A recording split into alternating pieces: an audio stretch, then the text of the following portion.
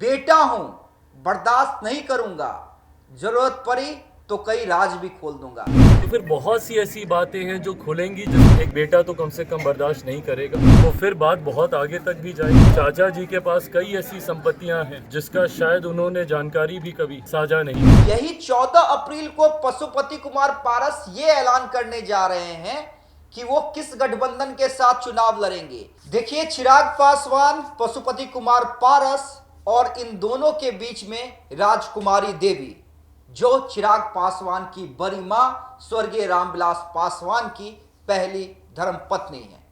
देखिए, अब तक इस मुद्दे पर मैं बात नहीं कर रहा था, और इसलिए नहीं कर रहा था क्योंकि ये कंप्लीट पारिवारिक मैटर है, और बतौर पत्रकार मैं ये मानकर चल रहा था कि अगर पारिवारिक मैटर है तो जो भी बयान आएंगे वो हमारे न्यूज़ चैनल पे चलेंगे, जैसे तमाम न्यूज़ चैनलों पे चल रहे हैं। लेकिन मैं इसमें कोई अपना अलग से ओपिनियन नहीं दूंगा। लेकिन अब एक बड़ा सवाल ये है कि क्या अब सिर्फ ये पारिवारिक मैटर रह गया है? क्या इसके राजनीतिक मायने नहीं हैं? इसे समझने और समझाने के लिए ही आज मैं यहां पे बैठा हूं। देखिए, कल चिराग पासवान शहर बन्नी गए थे बड़ी मां से मिलने के लिए। बड़ी मां के गोद में सर रखकर आशीर्वाद ले रहे थे।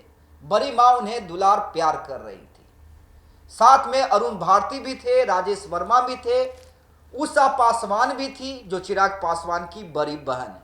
देखिए, मिलने के बाद चिराग पासवान ने क्या कहा, जरा इसे सुनिए और समझने की कोशिश कीजिए।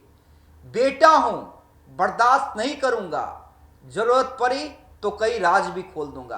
पहले चिराग का एक बयान सुन लीजिए, उसके बाद मैं इसके राजनीतिक मायने समझाने के लिए आता हूं। पहले राजनीतिक महत्वाकांक्षाओं के लिए मुझे मेरी माँ को घर से बाहर किया, दिल्ली वाले घर से बेदखल करवाया, और उसके बाद अब अपनी आर्थिक महत्वाकांक्षाओं के लिए मेरी बड़ी माँ को घर से बाहर फेंकने का प्रयास उनके द्वारा किया गया, उनके परिवार के द्वारा किया गया, मेरी चाचियों के द्वारा किया गया। जिस तरीके से आकर माँ का सामान बाहर फेंकना, समय समय पर एक बेटे का जो फ़र्ज़ हो सकता है वो मैं निभाने का मैं प्रयास करता हूँ, पर रिश्ता मेरे चाचा चाचियों का भी है।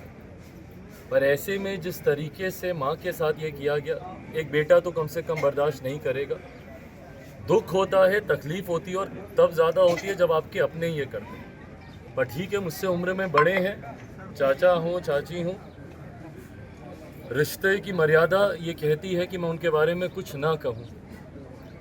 बट हाँ, अगर अब वो ये तक चाहते हैं, मैं कभी नहीं चाहता था, पर अब अगर जैसा चाची ने आके कहा कि बंटवारा होना चाहिए, अब अगर वो ये भी चाहते हैं तो ठीक है, उसके लिए वो पहल करें, जैसे जहाँ का जो बंटवारा करना है, और एक ही बार कम से कम ये विषय समाप्त हो जाना चाहिए।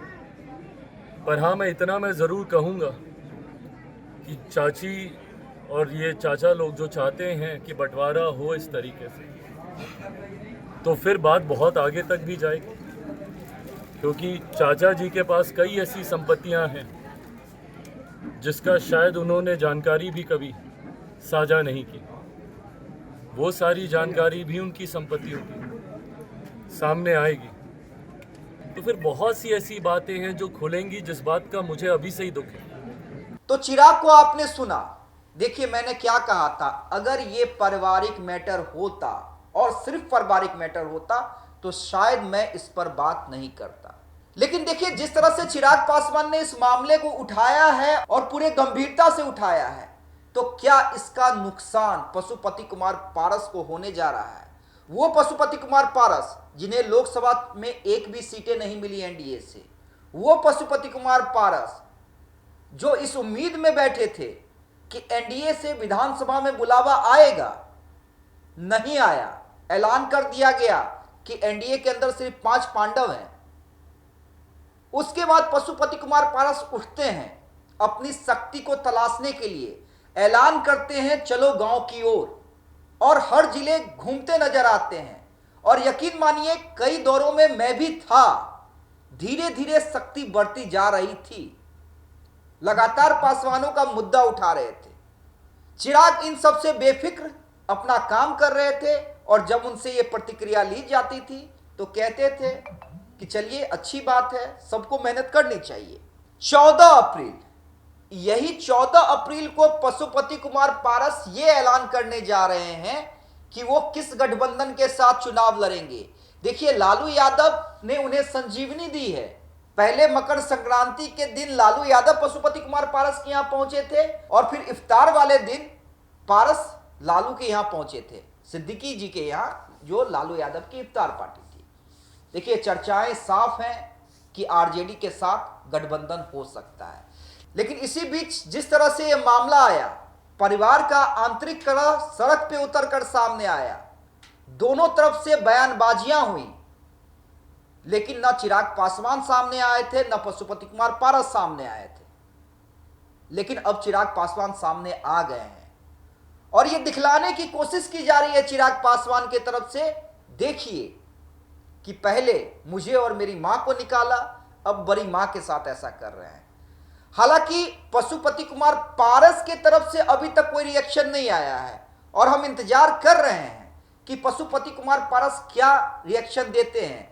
हालांकि पशुपति कुमार पारस का खेमा यह दिखलाने की कोशिश कर रहा है कि ये तमाम चीजें चुनाव को देखते हुए, पशुपति कुमार पारस की जो लोकप्रियता बढ़ रही है उसे देखते हुए की जा रही है और करवाई जा रही है। पारस अभी दौरे पे है, रिएक्शन आया नहीं है, 14 की तैयारी कर रहे हैं। लेकिन क्या फिर से एक बार इसका नुकसान उठाना पड़ेगा? आप क्या कुछ सोचते हैं, कमेंट करके जरूर बताइएगा। बहुत बहुत धन्यवाद।